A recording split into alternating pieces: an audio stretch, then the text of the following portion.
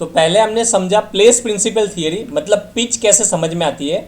अभी हम समझेंगे लाउडनेस कैसे समझ में आती है। तो हमने पहले ही लेक्चर में देखा था पिच अलग है, लाउडनेस अलग है। पिच हमें समझ में आती है प्लेस प्रिंसिपल थियरी, और अभी हमें समझना है कि लाउडनेस कैसे समझ में आती है, मतलब किसका डेसिबल हाई है, किसका डेसिबल लो है, कैसे समझ में आता है। तो there are three ways, by these three ways we are able to understand that the sound is loud or not. So the first way is what? First way is how much basilar membrane is moving.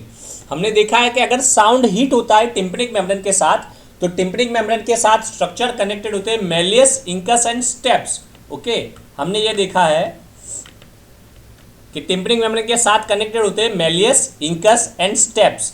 फिर steps move करते हैं आपको Oval window को, और Oval window से फिर vibration set होते हैं बेजिलर फाइबर्स में।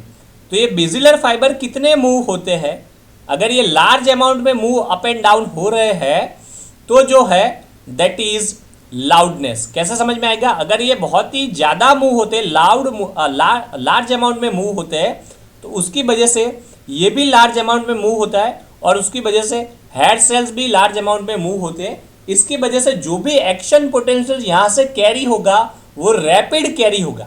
ये याद रखना आप कि अगर ये लार्ज मूव हो रहे हैं तो ये पार्ट भी लार्ज मूव हो रहा है, और उसकी वजह से यहाँ से एक्शन पोटेंशियल लार्ज नहीं होने वाले, पर क्या होने वाले, रैपिड होने वाले। ये की कंसेप्ट है, क्योंकि एक्शन पोटेंशियल का मतलब ही ये है कि वो फिक्स रहते हैं। आप देखना, आपने कभी भी एक्शन पोटेंशियल ड्रॉ किया है +20 मिली वोल्ट का, डीपोलराइजेशन के बाद मान लो हो रहा है +20, तो वो हमेशा +20 रहते हैं, उसी को एक्शन पोटेंशियल बोलते हैं। Action potential all or none phenomena है, आपको जनरल फिजियोलॉजी में चला होगा, all or none phenomena. What do understand all or none? अगर वो हो रहे हैं तो फुल स्ट्रेंथ पे होंगे, अगर वो नहीं हो रहे हैं तो बिल्कुल भी नहीं होंगे। इसलिए कंसेप्ट ये है कि स्टूडेंट ये मत समझ लेना कि हाँ ये ज़्यादा मूव हुए तो ये भी ज़्यादा मूव हुए और एक्शन पोटेंशियल भी ज़्यादा हुआ, that is wrong. Action potential होता है तो फुल ही होता है, नहीं होता है तो नहीं होता। तो एक्शन पोटेंशियल कभी भी ज़्यादा नहीं हो सकता, लेकिन क्या होता है, एक्शन पोटेंशियल रैपिड होता है। मतलब 20 का वो 40 नहीं होता, लेकिन 20 का 10 बार जा रहा है, उसकी जगह 20 का वो 50 बार जाएगा, that is rapid. So first thing is action potential impulse very rapidly moving, impulse are moving very rapidly, that shows the loudness. इसको हम बोलते हैं टेम्पोरल समेशन। अगर वही नर्व या वही चीज़ बार बार सिग्नल रैपिडली ले जा रही है, इसको बोलते हैं हम टेम्पोरल समेशन। तो बिकॉज ऑफ टेम्पोरल समेशन हमें लाउड सुनाई देता है।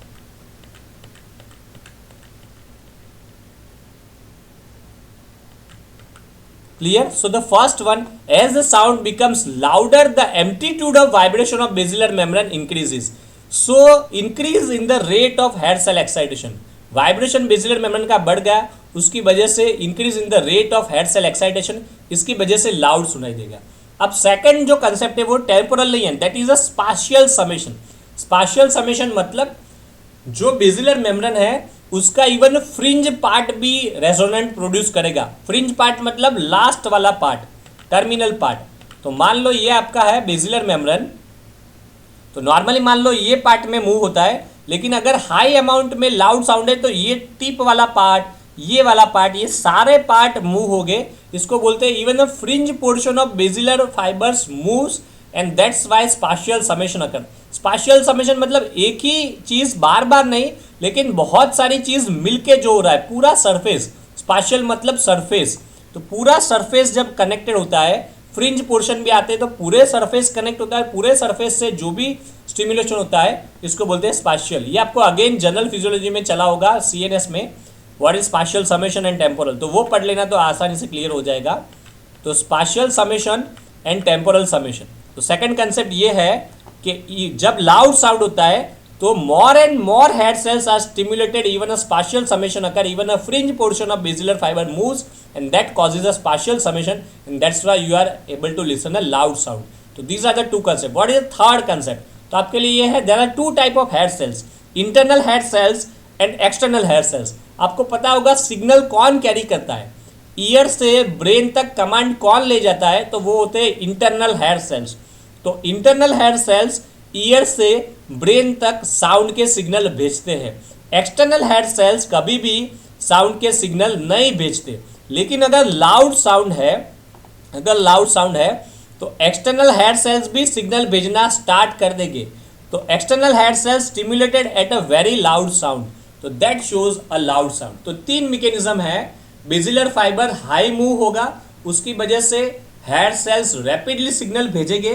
Temporal summation, that is a one way for a loud sound. Second one is the spatial summation, even a fringe portion of basilar fibre moves, that is a spatial summation. And third, even external hair cells gives command that shows a loud sound. तो अगर ये तीन चीज हो रही है तो हमें समझ में आएगा कि sound is a loud one, not a normal one.